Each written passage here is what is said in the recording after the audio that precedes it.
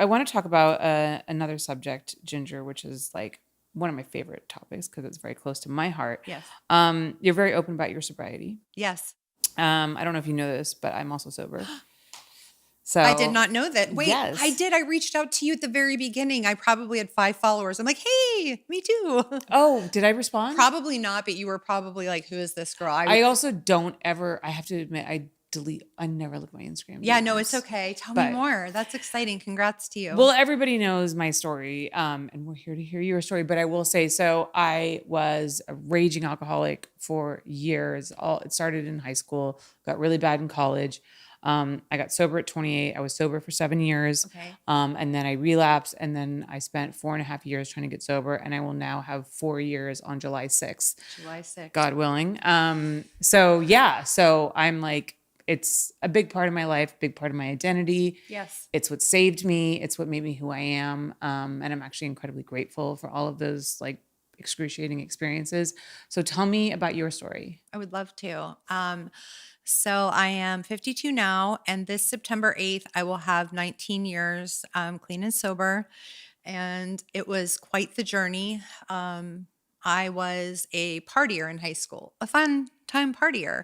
I never knew until college that not everyone blacks out like me. Yeah. And I ended up going to rehab for the first time in 1993 for alcohol.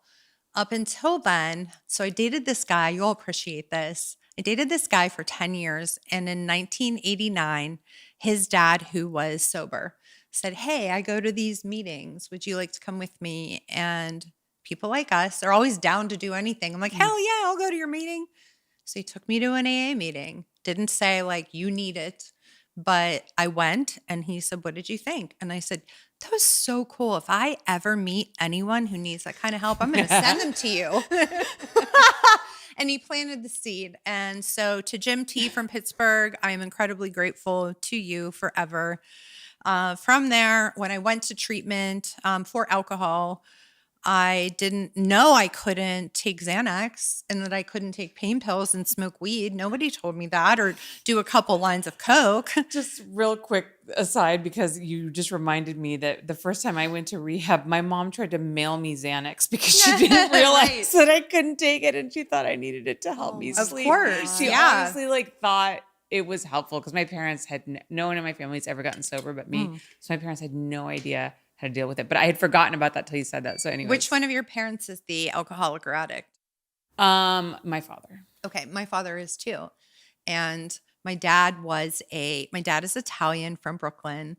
He's a raging Guido. He's 70. How old is he? 79? He turns 80 this year. He turns 80 this year. And he was a wild, think Ray Liotta, R.I.P. Ray, Italian cocaine dealer, user. There was Coke everywhere for me growing up.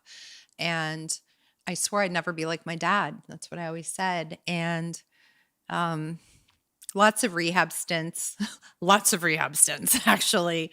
And it just got worse and worse. And I suffer from something called endometriosis. I had the highest stage of it where I was having surgeries constantly to try to fix this.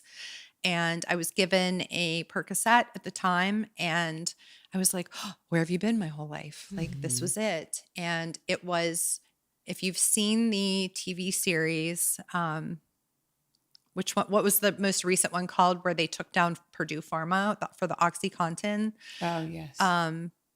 I was addicted to OxyContin during all of that because the doctor said you can't get addicted. The farm reps told us that you can take these for pain. You'll never have a problem. Dope Sick. Dope Sick was the name of the show. I was so strung out. I was so sick. And my dad ended up getting sober to help me. He's been sober ever since. Wow. Yeah. And it was a long road of that. I had been to multiple treatment centers. I tried to end my life because I couldn't stop using. And the last place I went, I will plug, I went to Silver Hill Hospital. It's right outside Greenwich, Connecticut, and they were able to treat my depression and my addiction and alcoholism. And I've been sober ever since. I'm extremely involved in the community that supports different ways to maintain sobriety. I'm trying to be sensitive to the unspoken rules of that. We don't talk about it publicly, but there are multiple ways of maintaining sobriety. And it's been, at first it was hard, but my child knew me using, and she was 6 or 7 when I got clean. And she doesn't remember it. Thank God for any parent that's worried that they have destroyed their child's life. Tell the story about when you were trying to make amends with me. Yeah, I had a really rough time thinking, my gosh, she's never going to forgive me. And I was picking her up at summer camp and I was all ready for it. And I said, listen, I was a terrible mom for the first few years of your life, and I wasn't there. I did some horrible things, and I am so sorry, and I want to make an amends to you. And I can tell you a day at a time it won't happen again. And she goes, okay, Mom, cool. Can we go to Dairy Queen? And it just shows me how much, for me at least, it was so much bigger to me because all I wanted was to be a good mom. Yeah. And somebody said to me, and I passed this on to women that I help, they said, are you done robbing your kid of the childhood she deserves? And that moment, that phrase still kills me to today. And I have made a commitment on a daily basis not to drink or use drugs in any form, to be the best Be the person. best you can be. Yeah, I say that every day. Be the best mom, person, friend I can be. And I fall short with my isms, but not with the using. And, life's tough, and it's the hardest thing I've ever done. And I'm so grateful, and I'm so happy to be on this path with you. Yeah. So if you ever want to chat, sobriety and stuff. Isn't it amazing though, like how the hardest thing, like for me, when I came out of it, I just thought, man, if I can do this, I can do anything. And it gave me, I think, a sense of confidence. And also like a kind of like weird faith. I'm not religious or any way, but that like I could, like whatever it was, I could get through it. Yes. You know? Yes. And to take that even a step further, we can get through anything.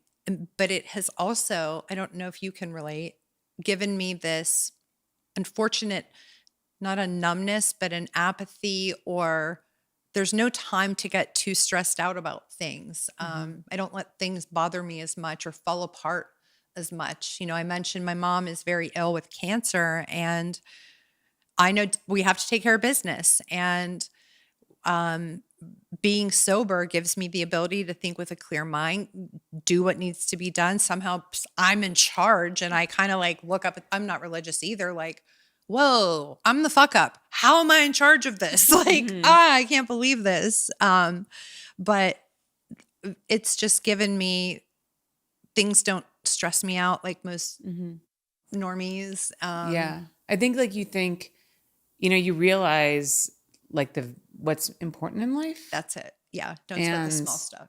Yeah, exactly. Don't sweat the small stuff. I mean, whenever I talk to my sponsor and I complain about my day, and she's like, these are quality problems to have. Yeah. Like, remember when your biggest problem was like you couldn't get up in the morning without having a drink? Yep. And I'd be like, yeah, that's so true.